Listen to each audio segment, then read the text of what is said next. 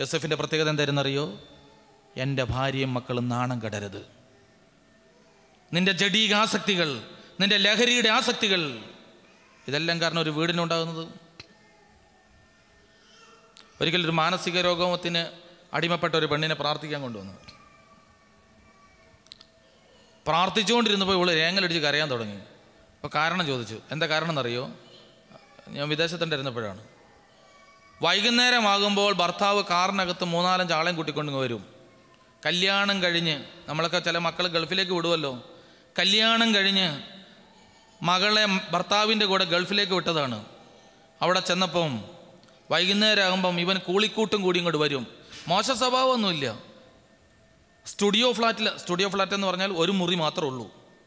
ഒരു മുറി, ഒരു കുഞ്ഞ് അടുക്കളയും, അതിനകത്താണ് കിടപ്പും ഇരിപ്പും എല്ലാം. ഒരു 3-4 ചെറുപ്പക്കാരും കൂടെ വരും. എന്നിട്ട് എല്ലാവരും കൂടെ ഒന്നിച്ചിരുന്ന് തമാശ പറയലും കളിയും ചിരിയും കള്ളുകൂടിയും തീറ്റയും. ഒരു പെണ്ണൊറ്റയ്ക്ക്. അവൾ പറയുകയാണ്, എൻ്റെ ഭർത്താവ് ഒരു ദുർബല മനുഷ്യനാണ്. മിക്ക വെള്ളിയാഴ്ചകളിലും വീടിനകത്ത് ഇതാ നടക്കുന്നത്. എൻ്റെ അച്ഛ, ഓരോ ദിവസവും 5-6 ചെറുപ്പക്കാർ വീടിനകത്തേക്ക് വരും. എന്നെ ആരും ഒന്നും ചെയ്തിട്ടില്ല, മോശമൊന്നുമില്ല. പക്ഷെ കുറച്ച് സമയം കഴിയുമ്പോഴേക്കും ഇവരെല്ലാം കുടിച്ച് ലഹരി അങ്ങ് പിടിച്ച് കഴിയുമ്പം ഒക്കെ മതിച്ചാടി അവിടെ ഇങ്ങനെ തളർന്ന് കിടക്കും. ഞാനൊരു പെണ്ണൊറ്റയ്ക്ക്, 23-24 വയസ്സുള്ളതിന്, ഞാൻ ഒറ്റയ്ക്ക് ഉറങ്ങാതെ പേടിച്ച് പറച്ചിരിക്കും. എങ്ങനെ ഉറങ്ങും വച്ചാ? അടുക്കള, അവിടുത്തെ സ്റ്റുഡിയോ ഫ്ലാറ്റിൻ്റെ അടുക്കള എന്ന് പറഞ്ഞാൽ ഈ മേശേൻ്റെ അത്ര കഷ്ടിയുള്ളൂ. അതിൻ്റെ ഉള്ളിൽ ഞെരുങ്ങി ഒരു ദിവസം പോകും. ചില ഭർത്താക്കന്മാർക്ക് കുടുംബത്തിൽ ആവശ്യമില്ലാത്തവനെ വിളിച്ച് കയറ്റരുത്. യോസെഫ് നീതിമാനായിരുന്നു. അവൻ്റെ ചിന്ത, എൻ്റെ വീട് നാണം കെടരുത്. കുടുംബനാഥൻ പ്രാർത്ഥനയ്ക്ക് നേതൃത്വം കൊടുക്കുന്നവനായിരിക്കണം. അവൻ പള്ളിയിൽ പോകാൻ ഭാര്യയും മക്കളെയും വിളിച്ചുകൊണ്ട് പോകണം. അല്ലാണ്ട് ഇങ്ങനെ പറയരുത്, പള്ളി പോടാ, പള്ളി പോടി. അങ്ങനെ പറഞ്ഞാൽ പേടിച്ച് മക്കൾ പള്ളി പോവും. തിരിച്ചു നിൽക്കാനാകുമ്പം അപ്പനോട് ചോദിക്കും, തനിക്ക് പോയാൽ എന്നാ?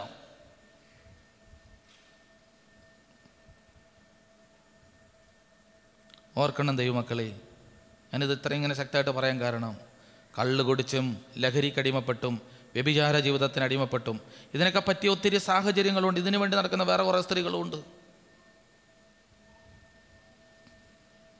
സ്വന്തം മറ്റു കുടുംബങ്ങളെ കലക്കാൻ വേണ്ടി പിശാച് കയറി നടക്കുന്ന വേറെ കുറേ സ്ത്രീകളുമുണ്ട്. ഒരിക്കലൊരു ഭാര്യയോട് വേറൊരു സ്ത്രീ ചോദിച്ചതാണ്, നിന്നെ അവൻ നന്നായിട്ട് നോക്കുന്നുണ്ടല്ലോ, പിന്നെ ഇടയ്ക്ക് എൻ്റെ അടുത്ത് വന്ന നിനക്കെന്നാ കുഴപ്പം? ഇത് കേട്ടിട്ട് ഈ ഭർത്താവ് ആ അയൽവക്കക്കാരുടെ കൂടെ ചേർന്ന് നിന്ന്. ഇതിന് കൃപയുള്ള ജീവിതം എന്ന് പറയാൻ പറ്റുമോ? മിണ്ടൂല. തിരുത്തണം നമ്മുടെ ജീവിതത്തിൽ. ഇതാ, അവളുടെ ഭർത്താവ് നീതിമാനാകൊണ്ടും അവളെ അപമാനിക്കാൻ താല്പര്യമില്ലാത്തോടും. ഇനി അടുത്തത് നന്നായിട്ട് ശ്രദ്ധിക്കണം. അടുത്ത വാക്യം ഒന്ന് വായിച്ചേ. അവളെ രഹസ്യമായി ഉപേക്ഷിക്കാൻ. കണ്ടോ? അതുകൊണ്ട് അയാൾ എടുത്തൊരു തീരുമാനം എന്തെന്നറിയോ? രഹസ്യമായിട്ട് ഉപേക്ഷിക്കാൻ തീരുമാനിച്ചു. ഞാനിപ്പോൾ നേരത്തെ പ്രസംഗിച്ചു, പരസ്യമായിട്ടാണ് മറിയത്തിനെ യോസേഫിൻ്റെ കയ്യിൽ ഏൽപ്പിച്ചു കൊടുത്തത്, അല്ലേ? പരസ്യമായിട്ടാണ് ഏൽപ്പിച്ചത്. നമുക്കറിയുന്നൊരു സത്യമുണ്ട്, പരസ്യമായിട്ട് ഒരു കാര്യം ഒരാളുടെ കയ്യിൽ കൊടുത്താൽ അതൊരിക്കലും രഹസ്യമായിട്ട് ഉപേക്ഷിക്കാൻ പറ്റില്ല. പറ്റുമോ? പരസ്യമായിട്ടൊരു കാര്യം ഒരാൾ ഏൽപ്പിച്ചാൽ ഒരു കാരണവശാലും അത് രഹസ്യമായിട്ട് ഉപേക്ഷിക്കാൻ പറ്റില്ല. അത് ഉപേക്ഷിച്ചാൽ ഇയാൾ പിടിക്കപ്പെടും, തെളിവോടുകൂടെ പിടിക്കപ്പെടും, അല്ലേ? പിന്നെ എങ്ങനെയാണ് രഹസ്യം ഉപേക്ഷിക്കുക? ഒറ്റ വഴിയുള്ളൂ, ഈ പുള്ളിക്കാരൻ ആരും കാണാതെ ഒളിച്ചു പോവുക. യോസേഫ് ഒളിച്ചു പോകാൻ തീരുമാനിച്ചിട്ടുണ്ടാകും. എന്തിനാണ്? ഇതാ മറിയം ഗർഭിണിയാണ് എന്ന വാർത്ത പതുക്കെ നാട്ടിലേക്ക് പരക്കും. അവളുടെ ഗർഭം പുറത്തറിയും. അപ്പോൾ ചോദ്യം വരും, ആരാണ് മറിയത്തെ ഗർഭിണിയാക്കിയത്? അവിവാഹിതയായ കന്യക ഗർഭം ധരിച്ചാൽ കല്ലെറിഞ്ഞു കൊല്ലണമെന്ന് തോറ, മോശയുടെ നിയമത്തിൽ എഴുതപ്പെട്ടിട്ടുണ്ട്. മോശയുടെ നിയമമനുസരിച്ച് ഭരണം നടത്തുന്ന സമൂഹത്തിൽ കല്ലേറ് കൊല്ലാൻ മറിയം വിധിക്ക് വേണ്ടി കൊണ്ടുവരുത്തപ്പെടും. അപ്പോൾ മറിയത്തോട് ചോദിക്കും, ആരാണ് കാരണക്കാരൻ? മറിയം ചൂണ്ടിക്കാണിക്കാൻ ശ്രമിക്കുമ്പോൾ ഭൂമുഖത്തൊരു മനുഷ്യനെ ചൂണ്ടിക്കാണിക്കാനില്ല. അവൾ പറയുന്നത് മനസ്സിലാകാതിരിക്കുന്ന വിധികർത്താക്കൾ അവൾക്ക് വേണ്ടി നിശ്ചയിക്കപ്പെട്ട പുരുഷനെ വിളിക്കാൻ പറയും. ഇനി അയാളൊന്ന് പറയട്ടെ. അയാളെ അന്വേഷിച്ച് ചെല്ലുമ്പോൾ അയാളെ കാണാനില്ല, അയാൾ ഒളിച്ചുപോയി. അപ്പം മറ്റുള്ളവർ എന്ത് വിചാരിക്കും? നിങ്ങൾക്ക് മനസ്സിലായില്ല. യോസേഫ് ഒളിച്ചു പോയി, യോസേഫിനെ അന്വേഷിച്ചിട്ട് കണ്ടില്ല. മറിയത്തെ കല്ലെറിയാൻ വിധി കൽപ്പിക്കാൻ നേരത്തൊന്ന് കൂട്ടുക. അപ്പോൾ എന്താ എല്ലാവരും വിചാരിക്കുക? യോസേഫ് എന്തോ തെമ്മാടിത്തരം കാണിച്ചു. യോസേഫ് സാക്ഷ്യം പറയാണ്ട് ഇതിനെ എങ്ങനെ കല്ലെറിയും? ശരിയല്ലേ? യോസേഫിനെ വിളിച്ച് ചോദിക്കണം, നീ അറിഞ്ഞിട്ടാണോ? അവനോട്ട് കാണുന്നില്ല. അപ്പം വിധികർത്താക്കൾ തന്നെ പറയും, അയാളെ കാണുന്നില്ല, അയാൾ കുറ്റക്കാരനല്ലെങ്കിൽ അയാൾ എന്തിനാ വിളിച്ചു പോയേ? അയാൾ ഇവിടെ, അയാളെ കാണുന്നില്ലല്ലോ, രഹസ്യമായിട്ട് അയാൾ മാറിക്കളഞ്ഞല്ലോ. അപ്പം കുറ്റം ആരുടെ തലയിൽ വരും? പറഞ്ഞേ. ഏതെങ്കിലും ഭാര്യയ്ക്ക് ഇത് ഭർത്താവിന് ഇത് മനസ്സിലാവുമോ? എൻ്റെ ഭാര്യ കല്ലേറ് കൊള്ളാതിരിക്കാൻ ഞാൻ കുറ്റം ഏറ്റെടുത്തോളാന്ന്. എങ്ങനെയൊരു കുറ്റം കണ്ടുപിടിക്കാന്നാണ് നമ്മൾ നെട്ടോട്ടം നോക്കണത്. അപ്പോഴാണ് ദൈവകൃപയുള്ള ഒരുത്തം പറയുന്നത്, അവളുടെ കുറ്റം ഞാൻ മറച്ചു പിടിക്കാം. നാട്ടുകാരെന്നെ പറഞ്ഞോട്ടെ, പ്രായമാകാത്ത പെണ്ണിനെ പീഡിപ്പിച്ച് ഗർഭിണിയാക്കി എന്നെ പറഞ്ഞോളട്ടെ, സാരമില്ല, അതിനെ കല്ലെറിയരുത്, കുറ്റം മുഴുവൻ ഞാൻ ഏറ്റോളാം. അങ്ങനെ അവൻ തീരുമാനിച്ചപ്പോൾ ദൈവദർശനം ഉണ്ടായി. ദൈവദർശനം ഉണ്ടായത് കൊണ്ടല്ല അയാൾ ഇങ്ങനെ ചിന്തിച്ചത്. ആണോ? അങ്ങനെ ചിന്തിച്ച ഒരു ഭർത്താവിന് ദൈവം അനുകൂലമായി. അയാൾ അങ്ങനെ, ദൈവദൂതൻ എന്നോട് ഇങ്ങനെ പറഞ്ഞു, അതുകൊണ്ട് വേണേൽ നമുക്ക് ചെയ്യാം, അതുകൊണ്ടല്ല. അയാളുടെ മാനുഷികാവസ്ഥയിൽ അയാൾ അങ്ങനെ തീരുമാനിച്ചു. അത്ര വലിയ മനസ്സുള്ളവനെ കണ്ടപ്പോൾ സ്വർഗത്തിൽ അടങ്ങിയിരിക്കാൻ കഴിഞ്ഞില്ല. ഗബ്രിയേലിന് പറഞ്ഞോട്ട്, വേഗം ചെല്ല്, അയാളെ ആശ്വസിപ്പിക്ക്, അയാൾ ഇപ്പോൾ ഒളിച്ചു പോകും, അയാൾ തകർന്നു പോകും, ഓടിച്ചെല്ലാൻ പറഞ്ഞു. ദൂതൻ വന്ന് അവൻ ഇതേക്കുറിച്ച് ആലോചിച്ചു കൊണ്ടിരിക്കുമ്പോൾ, ഉറങ്ങുമ്പോഴല്ല, ആലോചിച്ചു കൊണ്ടിരിക്കുമ്പോൾ, അവൻ ആലോചിച്ചു കൊണ്ടിരിക്കുമ്പോൾ കർത്താവിന്റെ ദൂതൻ സ്വപ്നത്തിൽ പ്രത്യക്ഷപ്പെട്ട് അവനോട് പറഞ്ഞു, ദാവീദിന്റെ പുത്രനായ ജോസഫ് മറിയത്തെ ഭാര്യയായി സ്വീകരിക്കാൻ ശങ്കിക്കേണ്ട. അവൾ ഗർഭം ധരിച്ചിരിക്കുന്നത് പരിശുദ്ധാത്മാവിൽ നിന്നാണ്. അവൾ ഒരു പുത്രനെ പ്രസവിക്കും. മതി കണ്ടോ, ദൂതൻ ഇടപെട്ടപ്പോൾ. ഇപ്പം ഭാര്യമാർക്ക് ഇതിനകത്തൊരു സൗഖ്യവചനമുണ്ട് ഇതിൻ്റെ ഉള്ളിൽ. എന്താണെന്നറിയോ? സംശയിക്കുന്ന ഒരു ഭർത്താവ്, തെറ്റിദ്ധരിക്കുന്ന ഒരു കുടുംബ സാഹചര്യം, ഇതിലാണ് നിങ്ങൾ ജീവിക്കുന്നതെങ്കിൽ നിങ്ങൾ ദൈവത്തെ മുറുകെ പിടിച്ചാൽ ദൂതൻ മറ്റവരോട് സംസാരിച്ചോളൂ. മനസ്സിലായെങ്കിൽ ഒരു ഹല്ലേലൂയ പറയണം. നിങ്ങളുടെ വിശുദ്ധി അനുസരിച്ചായിരിക്കും ദൂതൻ അവിടെ ഇടപെടുക. മറിയത്തിനെ ബോധ്യപ്പെടുത്തി അതേ ദൂതനെ തന്നെ ദൈവം പറഞ്ഞു വിട്ടു യോസേഫിനെ സുഖപ്പെടുത്താൻ. കണ്ട, ദൂതൻ വെളിപ്പെട്ടു. കുടുംബ പ്രശ്നത്തിൽ ദൂതൻ ഇടപെട്ടു എന്ന്. യോസേഫിൻ്റെ ജീവിതത്തിൽ മാലാഖ ഇടപെട്ടു. നമ്മുടെ ജീവിതത്തിൽ മാലാഖയാണ് ഇടപെടേണ്ടത്. കള്ളല്ല ഇടപെടേണ്ടത്, കഞ്ചാവല്ല ഇടപെടേണ്ടത്, കൊലപാതക ചിന്തയല്ല ഇടപെടേണ്ടത്, വക്കീലല്ല ഇടപെടേണ്ടത്, ഡിവോഴ്സിൻ്റെ സർട്ടിഫിക്കറ്റ് കൊണ്ട് നടക്കാൻ പ്രേരിപ്പിക്കുന്ന മാതാപിതാക്കന്മാരല്ല ഇടപെടേണ്ടത്, വീണ്ടും ജീർണിപ്പിക്കുന്ന പുരോഹിതനല്ല ഇടപെടേണ്ടത്. പിന്നെ ആരാണ്? മാലാഖയുടെ പക്ഷം ഇടപെടണം. നിങ്ങളുടെ കുടുംബത്തിലൊരു വഴക്കുണ്ടായി, നിങ്ങളത് കോംപ്രമൈസ് ചെയ്യാൻ വിളിച്ച ആൾ നിങ്ങളെ ഛിദ്രിപ്പിക്കാനാണ്, അങ്ങനെയാണ് നിങ്ങളെ ബോധ്യപ്പെടുന്നത്, അന്നേരം അത് വിട്ടേക്കണം, ആ പഞ്ചായത്ത് തന്നെ നിർത്തിയേക്കണം. മാലാഖ ഇടപെടണം. ഇനി തീർന്നില്ല ഈ ഭർത്താവിൻ്റെ ചില ക്വാളിറ്റി. എന്താ ഈ ഭർത്താവിൻ്റെ ക്വാളിറ്റി? ഒന്ന്, ദൂതൻ പറയുകയാണ്, ശ്രദ്ധിച്ച് കേൾക്കണം, എനിക്കൊന്ന് ഭർത്താക്കന്മാർക്ക് നല്ല ഡീപ്പായിട്ട് സാധനങ്ങൾ വരുന്നത്. ദൈവദൂതൻ പറയുകയാണ്, ആ കൊച്ചിന് പേരിടണം. ആര്? ഞാൻ പേരിടും, നീ അത് വിളിച്ചോളണം. അതിൻ്റെ അർത്ഥം എന്താ? യോസേഫിന് എന്തിൻ്റെ സ്വാതന്ത്ര്യം പോലും ഇല്ല, ഈ കൊച്ചിന് പേരിടാൻ പോലും സ്വാതന്ത്ര്യമില്ല. ശരി ദൈവദൂതൻ, ഞാൻ ഏറ്റവും ആരെങ്കിലും ചോദിച്ചാൽ എൻ്റെ അപ്പൻ്റെ പേര്, ഞങ്ങളുടെ തലമുറയുടെ ഏതെങ്കിലും പേര്, ഞങ്ങളുടെ കുടുംബത്തിൻ്റെ ഏതെങ്കിലും പാരമ്പര്യ പേരം കിട്ടേക്കാം. വേണ്ട, ദൂതൻ പറഞ്ഞു ഞാൻ പറയണ പേരം കിട്ടാൽ മതി. അപ്പോൾ യൂസഫ് എന്താ പറഞ്ഞെന്നറിയോ? അത് തന്നെ. യോസേഫിൻ്റെ ഒരു സംസാരം പോലും നമ്മൾ ഈ ബൈബിളിൽ വായിക്കുന്നില്ല. ദൈവദൂതൻ പറഞ്ഞു, യോസേഫ് അനുസരിച്ചു. ദൈവം കൊടുത്തു, മറിയത്തെ സ്വീകരിച്ച കുഴപ്പമില്ല. അപ്പോൾ ചോദിച്ചില്ല, അല്ല അവൾ ഗർഭിണിയല്ലേ, ആരാന്ന് ചോദിച്ചാൽ അങ്ങനെ ചോദ്യമില്ല. ദൈവം കൊടുത്തു, യോസേഫ് സ്വീകരിച്ചു. അപ്പം നസ്രത്തിലെ കുടുംബത്തിൻ്റെ പ്രത്യേകത നോക്കിയേ, ഒന്ന് ശ്രദ്ധിച്ചേ. നമ്മുടെ മാതൃകാ കുടുംബം ഏതാ? നസ്രത്തിലെ കുടുംബം. എന്താ അവിടുത്തെ പ്രത്യേകത? ദൈവം കൊടുത്തു, മറിയം സ്വീകരിച്ചു. ദൈവം കൊടുത്തു, യോസേഫ് സ്വീകരിച്ചു. എന്തേ മറുചോദ്യം ഉണ്ടോ? ദൈവം തന്നതിനെ സ്വീകരിക്കുക. ദൈവം പറഞ്ഞു ഈ പേരിടാൻ പറഞ്ഞു, ആ പേരിട്ടു. കുറച്ചും കൂടെ ഗംഭീരമായ ചില ഭാഗങ്ങളുണ്ട്. പ്രസവിച്ചു കൊച്ചിനെ, ഞാൻ നേരത്തെ പറഞ്ഞ പോലെ. രക്തവാർച്ച തീരുന്നതിന് മുമ്പ് ദൈവം മറിയത്തിനല്ല പ്രത്യക്ഷപ്പെട്ടത്, യോസേഫിന് അല്ലേ? എന്നിട്ട് പറഞ്ഞു, എടാ കൊച്ചിനെ എടുത്തുകൊണ്ട് എന്നാ ചെയ്യാനാ പറഞ്ഞേ? ഈജിപ്തിലേക്ക് പൊക്കോളം പറഞ്ഞു, മിസ്രൈമിലേക്ക് പൊക്കോളം പറഞ്ഞു. രക്തവാർച്ച തീരുന്നതിന് മുമ്പ് യോസേഫിനോട് പറഞ്ഞു, കൊച്ചിനെടുത്തോണ്ട് മിസ്രൈമിലേക്ക് പൊക്കോളം പറഞ്ഞു. യോസേഫ് ഒരു കാര്യം ചെയ്ത് കൊച്ചിനെ അമ്മയൊക്കെ എടുത്തുകൊണ്ട് കൊച്ചിനെ മാറോട് ചേർത്ത് അമ്മയെ ചേർത്ത് പിടിച്ചുകൊണ്ട് മിസ്രൈമിലേക്ക് ഓടി. മിസ്രൈമിൽ താമസിക്കുകയാണ്. അത്ര അടുത്തുള്ള സ്ഥലമല്ലെന്ന് ഓർക്കണം. മിസ്രൈമിൽ താമസിക്കുകയാണ്. അപ്പോൾ ദൈവദൂതൻ ഇടപെട്ടു. ദൂതൻ വന്നിട്ട് പറഞ്ഞു, ഒരു കാര്യം ചെയ്യും, കൊച്ചിനെ കൊണ്ട് നസറത്തിലേക്ക് പൊക്കോളം പറഞ്ഞു. സ്വപ്നത്തിൽ ലഭിച്ച മുന്നറിയിപ്പായി ഗലീലി പ്രദേശത്തേക്ക് പോയി അവൻ വീണ്ടും നസറത്തിലേക്ക് വരാൻ തുടങ്ങി. നസറത്തിൽ വന്നപ്പം ശ്രദ്ധിച്ച് കേൾക്കണം, ഇപ്പം എവിടെ പോയേക്കണേ? ഈ പ്രസവിച്ചെടുക്കുന്ന സ്ത്രീയെ എടുത്തുകൊണ്ട് എങ്ങോട്ട് പോയേക്കണേ? മിസ്രൈമിൽ പോയി. അടുത്തുള്ള സ്ഥലമല്ലെന്ന് ഓർക്കണം, ഒത്തിരി ദൂരമുണ്ട്. അവിടെ ചെന്ന് കഴിഞ്ഞപ്പോൾ ദൂതൻ പറഞ്ഞു, ഒരു കാര്യം നസറത്തിലേക്ക് പോകാൻ പറഞ്ഞു. പുള്ളി വേഗം നസറത്തിൽ ചെന്ന്. നസറത്തിൽ ചെല്ലുമ്പോൾ ദൂതൻ പറയുകയാണ്, വേണ്ട വേണ്ട, വീണ്ടും വിട്ടുവെക്കണം പറഞ്ഞു. എന്താ കാര്യം എന്നറിയോ? ഹെറോദോസിൻ്റെ മകൻ അർക്കലോസിനോട് ഭരണം നടന്നു, കൊല്ലാൻ സാധ്യതയുണ്ട്. നമ്മളാണെങ്കിൽ എന്ത് ചോദിച്ചേനെ? അല്ല, മറ്റേ പുള്ളിയെ ഭരിക്കണമെന്ന് ദൈവത്തിന് അറിയാൻ മേലായിരുന്നു. പിന്നെ ഈ കഷ്ടപ്പാട് നടത്തി അവിടെ നിന്ന് ഇവിടം വരെ നടത്തിച്ചെന്തിനാ? അല്ലേ? ബെൻസുകാറിൽ വല്ലതാണ് വരുന്നത്. ഈ കാലും കുത്തിപ്പിടിച്ച് വടിയും കുത്തിപ്പിടിച്ച് കഴുതപ്പുറത്ത് സാധനവും കയറ്റിക്കൊണ്ട് വരികയാണ്. ഇത്രയും വന്നപ്പോൾ ദൈവം പറയും, ഇവിടെ നിൽക്കേണ്ട പൊക്കോളം പറഞ്ഞു. നമ്മളാണ് തിരിച്ച് ചോദ്യം ചോദിക്കുന്നത്, എന്താ ദൈവം ഇങ്ങനെ മനുഷ്യനെ കളിപ്പിക്കുന്ന ഇട്ടിട്ട്? യോസേഫ് എന്താ ഇതെന്നറിയോ? അങ്ങനെ പോകാനാണ് പറഞ്ഞു. അന്ന് പോയേക്കാം.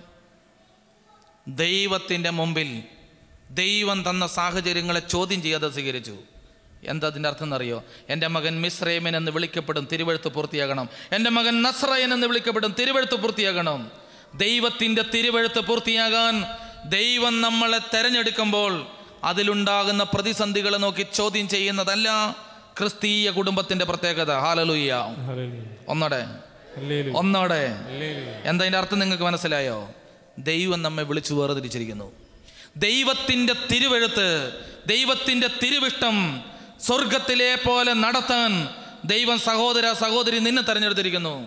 അതിനെ ചോദ്യം ചെയ്യുന്നതിൻ്റെ പേരല്ല ക്രിസ്തീയ കുടുംബജീവിതം. അത് അപ്പാടെ സ്വീകരിക്കുന്നതിൻ്റെ പേരാണ്. കണ്ടോ, പേരിടാൻ ദൈവം പേരിട്ടു, അങ്ങോട്ട് പോകാൻ പറഞ്ഞു, ഇങ്ങോട്ട് പോകാൻ പറഞ്ഞു, അത് മുഴുവൻ സ്വീകരിക്കുകയും ചെയ്തു. ഇതോർക്കണം. ഞാൻ എപ്പോഴും പറയുന്ന ഒരു അനുഭവം കൂടി ഉണ്ട്, അതും കൂടെ പറയട്ടെ. ഒരിക്കലും നമ്മുടെ മലബാറിൽ നമുക്ക് ഇവിടുത്തെ ഒരു ധ്യാന കേന്ദ്രത്തിൻ്റെ ഒരു ഭാഗം ഉണ്ടായിരുന്നു, മഞ്ഞപ്പാറ ധ്യാന കേന്ദ്രം. അവിടെ ഇങ്ങനെ ധ്യാനം നടക്കുകയാണ്. അപ്പോൾ കൗൺസിലിംഗ് നടക്കുകയാണ്. അപ്പോൾ ഒരു സ്ത്രീ കൗൺസിലിങ്ങിന് വന്നു. നിങ്ങളോട് ശ്രദ്ധിച്ച്, ഈ കൗൺസിലിംഗ് എന്ന് പറഞ്ഞാൽ തന്നെ എൻ്റെ അർത്ഥം എന്തെന്നറിയോ? അവർക്ക് പറയാനുള്ളതൊക്കെ കേൾക്കുക, നല്ലൊരു ലിസണറായിരിക്കും, അത്രേ ഉള്ളൂ. അവർക്ക് പറയാനുള്ളതൊക്കെ ശ്രദ്ധയോടെ കേൾക്കുക. കുറേ പറഞ്ഞു കഴിയുമ്പോൾ ആശ്വാസമാവും. അങ്ങനെ അവർ പറയുകയാണ്. ഈ കൗൺസിലർ എപ്പോഴും ഒരു സിമ്പതി കാണിക്കരുത്. സിമ്പതി എന്ന് പറഞ്ഞാൽ ചിലപ്പം ഈ വരുന്ന ആൾക്കാർ പറഞ്ഞുകൊണ്ട് കരയും, അപ്പം നമ്മൾ കൂടെ കരയാൻ പാടില്ല. അവർ കരഞ്ഞാലും നമ്മളായിട്ട് തന്നെ അങ്ങനെ നിൽക്കണം. അതിന് പറയുന്ന ഒരു ഇതാണ് എമ്പതി. സിമ്പതി കാണിക്കരുത്, എമ്പതി ആയിരിക്കണം, ഒരു എമ്പതറ്റിക് അപ്രോച്ച്. അവരുടെ അവസ്ഥയിലേക്ക് നമ്മൾ മാറരുത്, പക്ഷെ അവരെ നമ്മൾ സഹായിക്കണം. കരയണമെങ്കിൽ കരയാൻ സഹായിക്കണം, അവരെ നമ്മൾ ബലപ്പെടുത്തണം. അങ്ങനെ ഈ ചേച്ചി വന്നിട്ട് പറയുന്ന പരാതി ഇങ്ങനെയാണ്, എൻ്റെ അച്ഛ ഒരു സമാധാനമില്ല. അതാണ് എല്ലാ പെണ്ണുങ്ങളുടെയും കുഴപ്പം. എന്നുവെച്ചാൽ എന്താ സമാധാനമാണ്? അല്ല, ഭർത്താവിനെ ഓർക്കുമ്പോൾ ഒരു സമാധാനമില്ല അച്ഛ. അത് വളരെ കോമണായ കാര്യമാണ്. കാരണം യുവമാരെ ഓർത്തിട്ട് ആർക്ക് സമാധാനം ഉണ്ടാവാനാണ്? അപ്പോൾ ഭർത്താവിനെ ഓർത്ത് ഒരു സമാധാനമില്ല അച്ഛ. എന്നുവെച്ചാൽ എന്താ കാര്യം? പക്ഷേ ഇനി പറഞ്ഞത് ഒരു സ്ത്രീയും പിന്നെ പറഞ്ഞ് ഞാൻ കേട്ടിട്ടില്ല. അതിന് മുമ്പും കേട്ടിട്ടില്ല, അതിന് ശേഷവും കേട്ടിട്ടില്ല. ഇനി പറഞ്ഞത് ഇങ്ങനെയാണ്, എൻ്റെ അച്ഛ, എൻ്റെ ഭർത്താവിൻ്റെ സ്നേഹം ഓർക്കുമ്പോൾ എനിക്ക് ജീവിക്കാൻ പോലും തോന്നണില്ല. ഭർത്താവിൻ്റെ ചവിട്ടും കുത്തും കാരണം ജീവിക്കാൻ പറ്റാത്ത ഒത്തിരി സ്ത്രീകൾ നമ്മൾ പരിചയപ്പെട്ടിട്ടുണ്ട്. ഭർത്താവിൻ്റെ സ്നേഹം സഹിക്കാൻ പറ്റാത്തതുകൊണ്ട് ചാവണമെന്ന് ചിന്തിക്കുന്ന ഒരു സ്ത്രീയെയും അങ്ങനെ ആരെങ്കിലും ഇവിടെ ദമ്പതി ധ്യാനത്തിന് വന്നിട്ടുണ്ടോ? എൻ്റെ കെട്ടിയോൻ്റെ സ്നേഹം കാരണം എൻ്റെ പൊന്നച്ഛ ഈ ചേച്ചിക്ക് സഹിക്കാൻ പറ്റുന്നത്. അപ്പോൾ ചേച്ചി എന്താ കാര്യം? അപ്പോൾ പുള്ളിക്കാരി ഭർത്താവ് ഒരു എസ്റ്റേറ്റിൽ എഴുത്തുപണിയായിരുന്നു. വൈകുന്നേരം ആകുമ്പോൾ ഈ എസ്റ്റേറ്റിൻ്റെ മുതലാളി ഞങ്ങളുടെ വീട്ടിലേക്ക് വരും ഭർത്താവിൻ്റെ കൂടെ. വലിയ കൂട്ടാ അതുങ്ങൾ. ഭർത്താവ് അടുത്ത് വെറും പണിക്കാരനാണ്, പക്ഷേ വരും. ഈ ചേച്ചിയുടെ പ്രത്യേകത ഞാൻ കാണുമ്പോൾ ഒരു 50 വയസ്സെങ്കിലും ഉണ്ട്. നല്ല സുന്ദരി സ്ത്രീ അന്നേരം. അപ്പോൾ ചെറുപ്പകാലം പറയുകയും വേണ്ട, നല്ല സൗന്ദര്യമുള്ള ആളായിരിക്കും. വൈകുന്നേരം വരുമ്പം ഒരു കുപ്പി ചാരായായിട്ടാണ് ഇങ്ങോട്ട് വരുന്നത്. വന്നു കഴിഞ്ഞാൽ ഭർത്താവും ഞാൻ ഇവർക്ക് ഭക്ഷണം ഉണ്ടാക്കി കൊടുക്കും. മുതലാളിയാണ് വരുന്നത്, ഭക്ഷണം ഉണ്ടാക്കി കൊടുക്കും. അയാൾ ഭർത്താവിനെ ഒഴിച്ചങ്ങ് കൂട്ടിപ്പിക്കും. അയാൾ കുറച്ച് കുടിക്കും, ബാക്കി മുഴുവൻ എൻ്റെ ഭർത്താവ് കുടിക്കും. വലിയ വർത്താനമൊക്കെ പറഞ്ഞ് പൊക്കി അടിച്ച് കുടിക്കും. കുറച്ച് നേരം കഴിയുമ്പോൾ എൻ്റെ ഭർത്താവ് ബോധം കെട്ട് അവിടെ കിടക്കും. പിന്നെ ഈ മനുഷ്യന് ഞാനും തമ്മിൽ അശുദ്ധ ബന്ധം. എനിക്ക് 2 കുഞ്ഞുങ്ങളുണ്ട് അച്ഛാ. ആ കുഞ്ഞുങ്ങൾ അവിടെ കിടന്നുറങ്ങും. ഭർത്താവ് അപ്പുറത്ത് കിടന്നുറങ്ങും. എസ്റ്റേറ്റിലൊരു കുഞ്ഞു പാടി മുറിയാണ്, ഞങ്ങൾ പാടിയിലെ ഒരു മുറിയാണ്. പിന്നെ ഇയാളുമായിട്ടുള്ള അവിഹിത ബന്ധം. അയാൾ കുറച്ചു നേരം കഴിയുമ്പോൾ പോവും. ഭർത്താവ് നേരം വെളുത്ത് ഇതൊന്നും അറിയില്ല. എന്നെ വലിയ സ്നേഹമാണച്ച, വലിയ സ്നേഹ, വലിയ സന്തോഷമാണ്, എന്നെ പൊന്നുപോലെയാണ് നോക്കുന്നത്. എൻ്റെ ചങ്കിനകത്ത് ആകെ അസ്വസ്ഥത. പക്ഷേ ഈ ബന്ധം എനിക്ക് വിടാനും പറ്റുന്നില്ല. ചില കെണിപ്പെട്ടു പോയാൽ പിന്നെ അങ്ങനെയാണ്. ചില ചങ്ങല കെണിപ്പെട്ടാൽ പിന്നെ ഊരാനും പറ്റൂല, ഒഴിവാക്കാനും പറ്റൂല, അങ്ങനെ പെട്ട് കിടക്കും. അവസാനം പള്ളിയിൽ ചെന്ന് ഈ അച്ഛന്മാർ പ്രസംഗമൊക്കെ പറയുമ്പം നമ്മുടെ ചങ്ക് പൊട്ടുകയാണ്. അപ്പോൾ ഞാനും ഭർത്താവും കൂടി പോട്ടയിൽ ഒരു ധ്യാനത്തിന് പോകണം തീരുമാനിച്ചു. അങ്ങനെ ധ്യാനത്തിന് പോയി. ധ്യാനകേന്ദ്രത്തിൽ ചെന്നപ്പോൾ ചട്ടപ്പെട്ട പ്രസംഗങ്ങൾ ഇങ്ങനെ ചാട്ടുളി പോലെ വീഴുകയാണ്. പാപത്തിനെതിരെ, വ്യഭിചാരത്തിനെതിരെ, മ്ലേച്ഛതയ്ക്കെതിരെ, അവിശ്വസ്തതയ്ക്കെതിരെ. ഇരുന്നിട്ട് ഇരിപ്പുറക്കുന്നില്ല. കുമ്പസാരിച്ചേ അടങ്ങുള്ളൂ. അപ്പോൾ നോക്കുമ്പം ഒത്തിരി ആൾക്കാരുണ്ട്. അപ്പോൾ കുമ്പസാരം നടക്കുകയാണ്. ഞാൻ കുമ്പസാരിക്കാൻ പോയി. അങ്ങനെ കുറേ മുറികളിൽ കുമ്പസാരിച്ചുകൊണ്ടിരിക്കുകയാണ്. ഞാൻ ഓടിപ്പോയി കുമ്പസാരിച്ചു. എൻ്റെ മുഴുവൻ പാപവും ഞാൻ പുരോഹിതനോട് പറഞ്ഞ് കുമ്പസാരിച്ചു, കരഞ്ഞു. ഇനി മേലിൽ പാപം ചെയ്യില്ലെന്ന് തീരുമാനിച്ചു. ഞാനവിടെ നിന്ന് എഴുന്നേറ്റ് പുറത്തേക്ക് വന്നപ്പോൾ വേറൊരു കാഴ്ച കണ്ട്.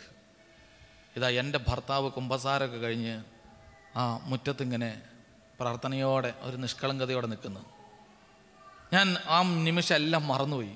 ഞാൻ ഓടിച്ചെന്ന് ആശ്രമത്തിൻ്റെ ആ ധ്യാനകേന്ദ്രത്തിൻ്റെ മുറ്റത്ത് എൻ്റെ ഭർത്താവിനെ കെട്ടി അങ്ങ് പിടിച്ച് കാലയിലേക്ക് വീണിട്ട് ഞാൻ പറഞ്ഞു, എൻ്റെ ചേട്ടാ എന്നോട് ക്ഷമിക്കണം, ഞാൻ കഠിനമായ പാപം ചെയ്തൊരു വ്യക്തിയാണ്. എനിക്ക് ദൈവക്ഷമ മാത്രം കിട്ടിയാൽ പോരാ, എൻ്റെ പങ്കാളിയുടെ ക്ഷമയും കൂടെ കിട്ടണം.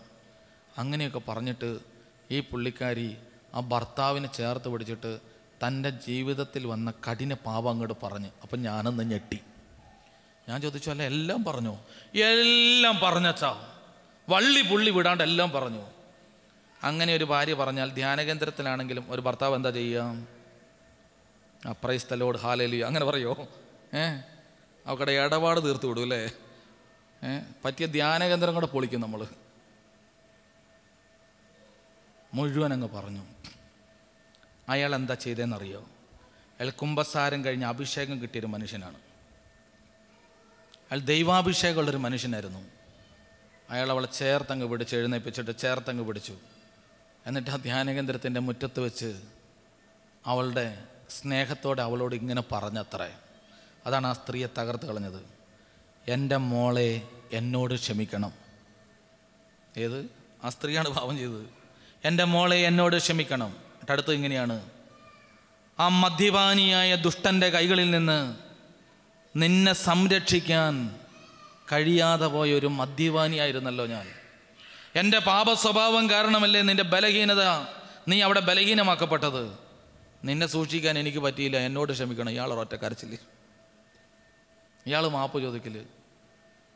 ഈ സ്ത്രീ പറയാണ്, അതെൻ്റെ ചങ്കിനകത്തിട്ട തീ ഭയങ്കരമാണച്ച. പിന്നെ ഞാൻ എൻ്റെ ഭർത്താവിനെ എന്നെക്കൊണ്ട് പറ്റുന്നത് പരമാവധി സ്നേഹിച്ചു. എന്നോട് ആ മനുഷ്യന് അതിഭയങ്കര സ്നേഹമാണ്. പിന്നീട് അയാൾ എന്നോട് പറയും, നീ എത്ര നല്ലതാ, അതുകൊണ്ടല്ല നീ ഇത് മുഴുവൻ തുറന്നു പറഞ്ഞത്. നിൻ്റെ ഉള്ള എത്ര നല്ലതാ, എത്ര വിശുദ്ധിയുള്ളതാ. എൻ്റെ അച്ഛ, പിന്നെ എനിക്ക് ആ മനുഷ്യനെ കാണുമ്പോൾ സ്വസ്ഥതയും സമാധാനവും ഇല്ല. ഇതിനെയാണല്ലോ ഞാൻ ഇത്രയും വർഷം വഞ്ചിച്ചത്. എനിക്കൊരു സമാധാനവും ഇല്ല. ഈ മനുഷ്യൻ, ഈ സ്ത്രീ ഇങ്ങനെ കിടന്ന് എൻ്റെ മുമ്പിൽ ചഞ്ചലപ്പെടുകയാണ്. എനിക്കാകെ ഭാരമായി. കാരണം എന്താണെന്നറിയോ? നമ്മൾ കാര്യം ധ്യാനമൊക്കെ നടത്തുന്നുണ്ടെങ്കിലും നമുക്കിതിൻ്റെ പകുതി ക്വാളിറ്റി ഉണ്ടെന്ന് എനിക്ക് തന്നെ തോന്നിയില്ല. എൻ്റെ കർത്താവ്, എന്നെ കൊണ്ട് പറ്റുന്ന കാര്യമാണത്. അപ്പം ഞാൻ വെറുതെ ചോദിച്ചു, ചേട്ടനെ ഒന്ന് വിളിക്കാവോ? അപ്പോൾ പുള്ളിക്കാരത്തി, ചെറിയ ധ്യാനകേന്ദ്ര, വേഗം പുറത്തേക്ക് ഇറങ്ങി പുള്ളിയോടെ വിളിച്ചു. യൗസേപ്പ് പുണ്യവാളം വരുന്ന പോലെ പുള്ളി ഞങ്ങളുടെ അടുത്തേക്ക് വന്ന് ഒരു കസേരയിലിരുന്ന്. അപ്പം ഞാൻ ചുമ്മാ ഈ ക്ലാസ്സൊക്കെ എടുക്കുന്നതുകൊണ്ട് ഞാൻ ഇങ്ങനെ ചോദിച്ചു, ചേട്ടാ ഇങ്ങനത്തെ ഒരു സംഭവമൊക്കെ എങ്ങനെ? എൻ്റെ അച്ഛാ, ഇതെന്ത് നല്ലതാണെന്നറിയോ? എൻ്റെ കുഴപ്പമായിരുന്നു അച്ഛാ, ഇനി ഇങ്ങനത്തെ ഒരു തിന്മയ്ക്ക് ഞാനിതിനെ വിട്ടുകൊടുക്കുകയില്ല. ഒരു കരാള കൈകളിലേക്ക് ഞാനിതിനെ വിട്ടുകൊടുക്കുകയില്ല. ഞാനിനി ഇതിനെ പൊന്നുപോലെ കൊണ്ട് നടക്കും അച്ഛാ. ഇയാൾ ഇങ്ങനെയൊക്കെ പറഞ്ഞപ്പോൾ ഈ ചേച്ചിയുടെ കണ്ണിങ്ങനെ പടപടാന്ന് പറഞ്ഞ് കണ്ണീരൊഴുകയാണ്. ഞാനും കരഞ്ഞ്. നമ്മൾ കൗൺസിലിംഗ് കൊടുക്കുകയാണേ, അവർ കരയുമ്പോൾ കൂടെ കരയാൻ മേല. പക്ഷെ എനിക്ക് പിടിച്ചാൽ കിട്ടിയില്ല. ഞാൻ അറിയാം എന്തിനാ കരഞ്ഞെന്ന് എനിക്കറിയില്ല. എനിക്ക് കരച്ചിൽ വന്നിട്ട് വയ്യ. ഞാനിങ്ങനെ ഭയങ്കര കരച്ചിൽ. ഇച്ചിരി സമാധാനം കിട്ടാനാണ് അതുങ്ങൾ കൗൺസിലിങ്ങിന് വരുന്നത്. ഞാൻ കരയുന്ന കണ്ടപ്പോൾ ആ ചേച്ചി എന്നോട് പറഞ്ഞു, അച്ഛൻ വിഷമിക്കണ്ട അച്ഛൻ, സാരമില്ല. കൗൺസിലിംഗ് തന്നെ മാറിപ്പോയി. അച്ഛൻ ഭാരപ്പെടേണ്ട അച്ഛ. പ്രിയപ്പെട്ടവരെ, ആ കുടുംബത്തിൻ്റെ ഇന്നത്തെ പ്രത്യേകത നോക്കണം. അവിടെ നിന്ന് ധ്യാനം കഴിഞ്ഞ് പോയി അന്ന് തന്നെ ആ ജോലി ഉപേക്ഷിച്ചു. കൂലിപ്പണിയെടുത്താൽ പിന്നെ ജീവിച്ചത് അത്രേ. 2 മക്കളെ ദൈവം കൊടുത്ത്, 2 അനുഗ്രഹിക്കപ്പെട്ടു. വലിയ കോടീശ്വരന്മാരൊന്നും ആയില്ല, പക്ഷെ സാധാരണക്കാരെ പോലെ ശ്രേഷ്ഠതയോടെ ജീവിക്കുകയാണ്. മക്കൾ പറഞ്ഞു, അപ്പനും അമ്മയും ഇനി പണിക്ക് പോകണ്ട, ഞങ്ങൾ നടത്തിക്കോളാം വീട്. കരുത്തുള്ള 2 മക്കൾ. അപ്പം ഞാൻ വെറുതെ ചോദിച്ചു, ആ മറ്റേ പുള്ളി എവിടെ ഉണ്ട്? ഇപ്പോൾ എസ്റ്റേറ്റിൻ്റെ ആൾ. അയാൾ ആകെ തകർന്നച്ച. എസ്റ്റേറ്റ് സംബന്ധമായി കേസും കൂട്ടവും എല്ലാം നഷ്ടപ്പെട്ട് ഭ്രാന്തനെ പോലെ അയാളുടെ ജീവിതം തീർന്നു. വ്യഭിചാരിയുടെ സന്തതി വേരറക്കില്ല. ഇപ്പം 2 പേരുണ്ട് വ്യഭിചാരം ചെയ്തത് അല്ലേ? സ്ത്രീയും പുരുഷനും. ഒരാളുടെ വീട് അനുഗ്രഹിക്കപ്പെട്ടു, ഒരാളുടെ വീട് ശിഥിലമായി. എന്താ കാരണം? 2 പേരും ഒരേ പാപമല്ല ചെയ്തത്. വചനം കിടക്കണ്ട, വ്യഭിചാരിയുടെ ഭവനം വേരറക്കില്ല. എന്താ സംഭവിച്ചത്? ഒരു പാപം ദൈവം മാച്ചു കളഞ്ഞു. എന്തിൽ? കണ്ണീരിൽ. പാപം സെയിമാണ് 2 പേരും ചെയ്തത്. ഒരാൾ പാപത്തെ പശ്ചാത്താപത്തോടെ കരഞ്ഞു പ്രാർത്ഥിച്ചു, ആ വീടിൻ്റെ മേൽ കർത്താവ് മാലാഖമാരെ കാവൽ നിർത്തി. മറ്റേയാൾ പാപത്തിൽ ജീവിച്ചു. പിശാചിൻ്റെ ദൂതന്മാർ അവരുടെ മുഴുവൻ സ്വഭാവം കാണിച്ചു. കലഹം, വിദ്വേഷം, നഷ്ടം, തകർച്ച, മനോരോഗം. ഏത് വേണമെന്ന് അവനവൻ തീരുമാനിക്കുക. ഇങ്ങനെയുള്ളൊരു വീട്ടിൽ, ഇങ്ങനെയൊരു ഭർത്താവും ഇങ്ങനെയൊരു ഭാര്യയുമുള്ള വീട്ടിൽ, ഒരു യോസേഫും മറിയുമുള്ള വീട്ടിൽ ആര് ജനിച്ചു? ഉറക്കെ പറഞ്ഞേ, ആര് ജനിച്ചു? യേശു, ദൈവപുത്രൻ ജനിച്ചു. അവിടെ ജന്മം കൊണ്ടതിൻ്റെ അനുഭവത്തിൻ്റെ പേരാണ് യേശു. അവിടെ ഉണ്ടായ സ്നേഹാനുഭവത്തിൻ്റെ പേരാണ് യേശു. അങ്ങനെ ഒരു ഭാര്യയും ഭർത്താവും കൂടിയാൽ അവിടെ യേശു ഉണ്ടാകും അത്രേ, അവിടെ ദൈവം ഉണ്ടാകും അത്രേ. അവിടെ ഉണ്ടായ കൊച്ചിൻ്റെ പ്രത്യേകത എന്തെന്നറിയോ? ആ കൊച്ച് ലോകത്തിന് മുമ്പിൽ വിളിച്ച് പറഞ്ഞു, എൻ്റെ അപ്പന് ഞാൻ ഒന്നാ. അവൻ ഉറക്കെ ഗത്സമന തോട്ടത്തിൽ വിളിച്ചു പറഞ്ഞു, എൻ്റെ അപ്പ നിൻ്റെ ഇഷ്ടം നടക്കണമേ. ഇപ്പം ആലോചിച്ച് നോക്കിയാൽ ആ വീടിൻ്റെ പ്രത്യേകത. ആ വീടിനൊരൊറ്റ പ്രത്യേകതയുള്ളൂ. എന്താണെന്നറിയോ? ദൈവം എന്ത് പറയുന്നോ അത് തന്നെ സ്വീകരിക്കുന്ന അമ്മ, അത് തന്നെ സ്വീകരിക്കുന്ന അപ്പൻ, അത് തന്നെ സ്വീകരിക്കുന്ന മകൻ. ഇപ്പം ഈ വീടിൻ്റെ ഉടയവൻ ആരാ? ദൈവം ഉടയവനായ വീടിൻ്റെ പേരാണ് നസ്രത്തിലെ വീട്. യോസേഫിന് ബുദ്ധിയും ബോധമൊക്കെ ഉണ്ട്, അതൊന്നും യോസേഫ് അപ്ലൈ ചെയ്ത സ്ഥലമല്ല അവൻ്റെ വീട്. മറിയത്തിനുണ്ട് ഇങ്ങനത്തെയൊക്കെ, അതൊന്നും അവർ ദൈവത്തോട് ചോദിച്ചു, ദൈവ ഇഷ്ടം എന്തോ അതിവിടെ നടക്കട്ടെ. അങ്ങനത്തെ വീടിൻ്റെ പേരാണ് ഏത് വീട്? നസ്രത്തിലെ വീട്. അപ്പോൾ നമ്മുടെ മാതൃക വീട് ഏതാണ്? നസ്രത്തിലെ വീട്.